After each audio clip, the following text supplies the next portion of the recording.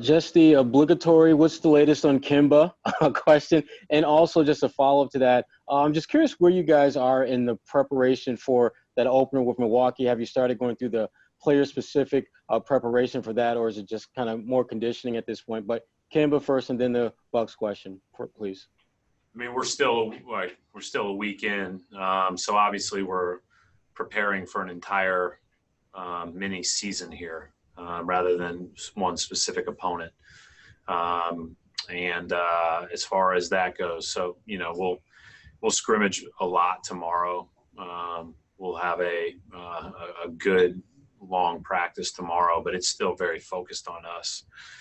And then with regard to Kemba, he did a couple portions of practice today as planned. So exactly how, I thought going into today, we went fairly light as a team. Not much live.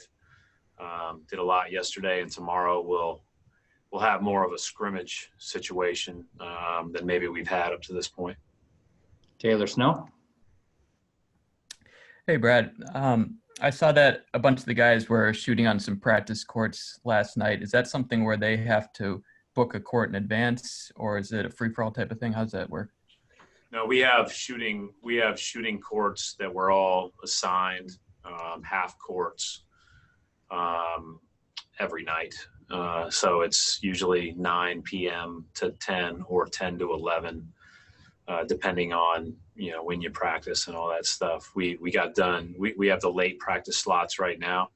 So we're actually spending our last hour here, giving them a chance to be optional shooting right now so they don't have to go back to our hotel and get warm again and shoot again. But every night you have, an hour slot or an hour and a half slot where guys can shoot if they want to. That's optional. John Corrales.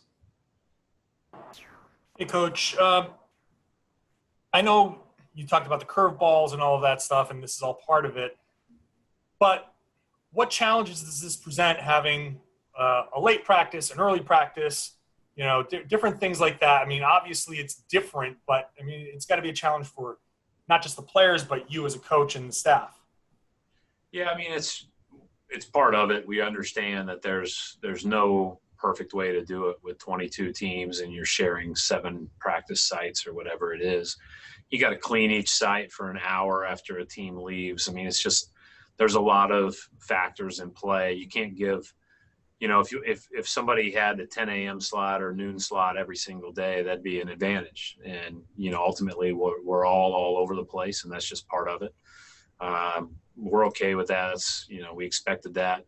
The hardest turnaround for us was our very first day when we were, in quarantine till 3 o'clock and then practice for a little bit and then turn back around the next morning. But other than that, we've had plenty of rest in between practices. We've been able to take advantage of that. And so it's not bad to be late. It's just part of it. Get you ready for game times too, which even for us, scrimmage plus seeding games are all over the map.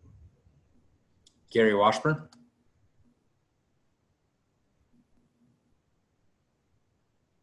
Go ahead, Gary. All right, we'll go to Keith Smith. Hey, Brad. Did you have like a plan for Kemba and how he would fit in the offense at the beginning of the year? And then was that tweaked much after you got used to him and what actions he was comfortable with and how he fit, or were you able to really stick with the original plan? No, we picked the two priorities for me going into this year were to pick a few things that he would be really comfortable with so that he could transition easily, smoothly, well, which I thought he did, and then try to take advantage of our interchangeability with our other guys. And so those were the two things heading into the year that kind of dictated how we were going to play on the offensive end.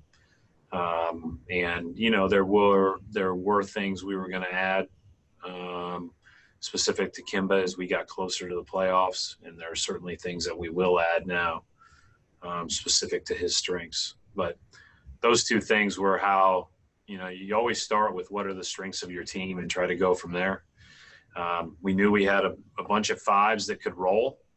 and get to the rim and be effective at the rim, surrounded by really versatile, interchangeable wings. And then Kemba brings an offensive dynamic that's unique.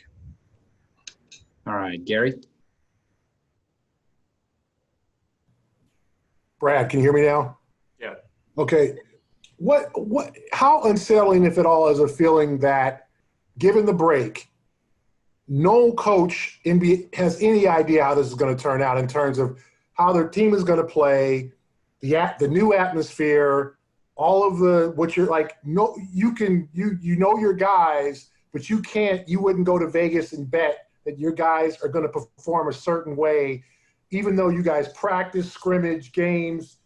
How is that feeling? Because it's got to be a feeling you probably never experienced before.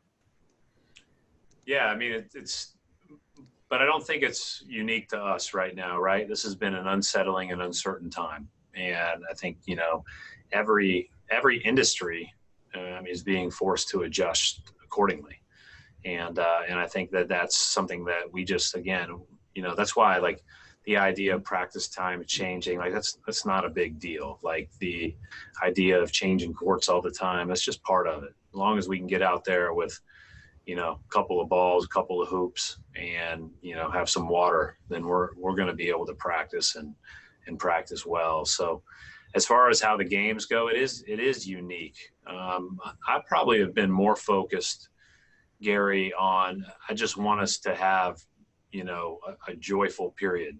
I think that it's not just about the games right now, right? It's about, there's 21 other hours where you're in the hotel. So maybe you find a couple of hours to do the optional shooting. Maybe you have a dinner or a breakfast with a teammate, a coaching staff member, whatever the case may be. But you're, trying to make sure we all fill those hours appropriately and utilize this unique time together. It's just